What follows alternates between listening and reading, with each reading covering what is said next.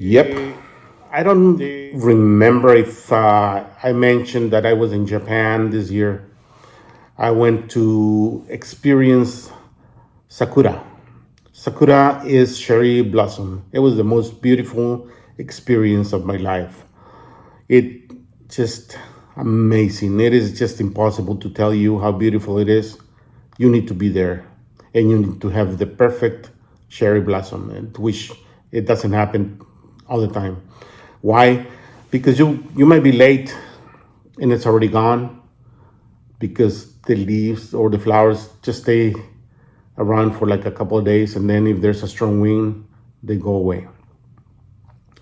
You may be late, you may be early. And so when we arrived in Tokyo, it was already the end of cherry blossom.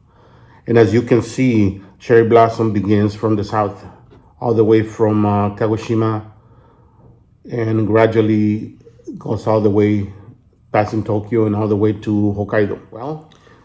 In order for us to have a better cherry blossom, we took a train to a city called Aomori. Aomori is very well known for a number of reasons. One of them is apples. Aomori apples happen to be some of the most sweetest and delicious apples in Japan. Okay, so remember that. Yep, we got some apple juice and apples, apple pies, and you name it.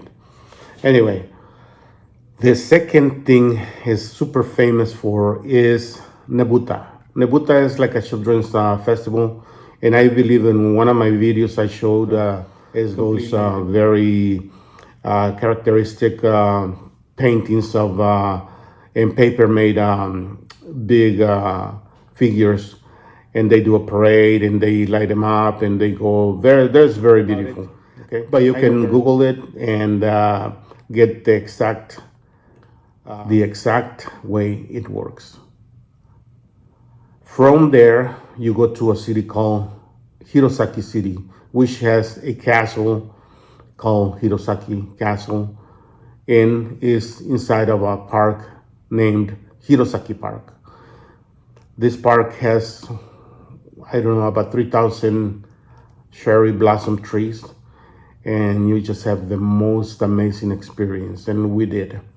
But before that, we took a train from Tokyo, and the train is called Shinkansen.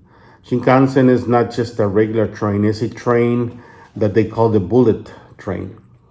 I want to say maybe 300 miles per hour, and it takes about 3 hours from Tokyo to Hirosaki. We had a great time. Food was amazing. Everything with apples was amazing. But there was a little problem, like always.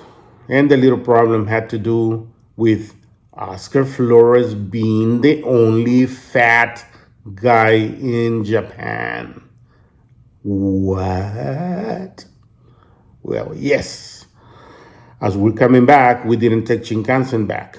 We took an airplane to make it a little faster, and it probably took like, I don't know, maybe an hour or so, maybe a little bit more. Well, I went to get my seat and to the right side, and everybody's so nice and kind, and Japan has one of the best customer service styles all over the world. Yep, don't take it from me. Go and check it out. Okay, so the plane takes off. It's like 150 miles per hour, and it just feels like a regular airplane. Not until it takes off. And it's taking off, and we are like going already up, I want to say maybe like 10 feet, when it begins to spin. Because I'm on the right side, and I'm the one and only fat guy in Japan, and there's no balance. The plane begins to go vroom, vroom, vroom, vroom, vroom, vroom, vroom. And I got so freaking what do you call that? Dizzy, and started like wanting to throw up and puke and yeah, you name it. All there's all kinds of puke from different people. Anyway, so what they did immediately, they moved me to the left side, and then the plane goes the same way, but the other way. It freaking looked like it was like a washing machine or one of those drying machines, you know? What the hell is going on, you know? So finally they got it and they put me right in the middle so that they create the better balance. And yeah, it stopped spinning. So we instead are going. But then I look out the window and realize that the airplane has only gone 10 feet up. And it starts to go like.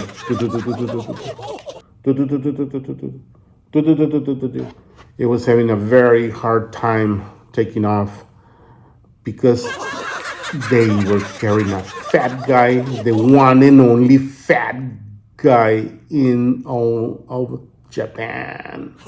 His name is Oscar Flores. Look at that fat guy. Because of him, we're all gonna die. Oh my God, yeah, blah, blah, blah, blah, blah. Yeah. So that was a bad experience.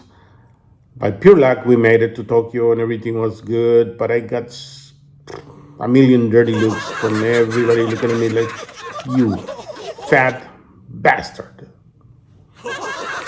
And what am I going to do? What am I going to say, you know? So I just lowered my head a little bit. And then this really strange noise came out. Anyway, that's the story. Let's go to a break, and when we come back, we have more of El Show de Oscar Flores for all of you guys. Stay with us for more fun, humor, jokes, and everything about El Show de Oscar Flores. Vámonos! Why do I keep wearing sunglasses inside the studio and even at nighttime? Well, let me give you a little explanation about this. So it happens that I was born with a little bit of a problem. One of my eyes, the left eye, is looks up. The right eye is looking down. And it looks just really weird. Have you ever seen those really old cars? Like when one light is like up and the other one is down. Yeah, kind of like that. So, besides that, the left eye belongs to the right side and so on. So that's how screwed up I am. Besides that, I guess I was a low budget sperm. And my parents didn't want to spend any money. They didn't want to invest anything in making a new baby. So they tried for the cheapest thing. And as you can see, the rest is history. So I remember someone in the family telling a story about my mom's pregnancy. When she was pregnant, my mother and my father, instead of going to a clinic to give birth, they went to the swap meet.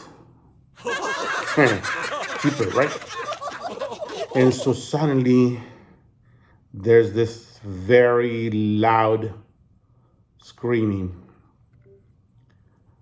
And my mom is the one yelling.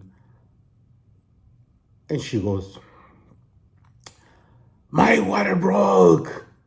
So everybody looks around to see what's going on. And suddenly there's horchata water all over the floor. And everybody's, what the hell is that? And in fact, my mom was drinking horchata water and she dropped the glass and it broke. So nothing about me being born yet. She just lost her horchata water. That's why I look kind of like gross. I have never liked horchata for that specific reason.